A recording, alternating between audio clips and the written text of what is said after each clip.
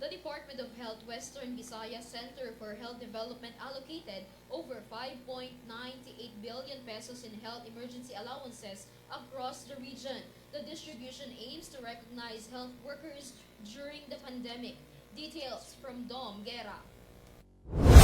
DOH WVCHD allocated and distributed 5.98 billion in HEA to support frontline health workers who served tirelessly during the pandemic. The HEA covers services from July 2021 to July 2023, spanning 25 months. Genevieve Cadornigara, WVCHD Administrative Officer, emphasized that the distribution is based on risk classifications to ensure fair compensations across public and private health facilities.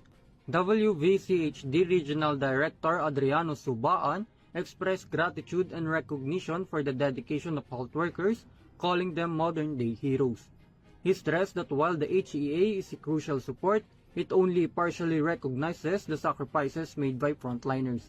Subaan promised to immediately distribute the remaining funds to complete the allocation for health workers.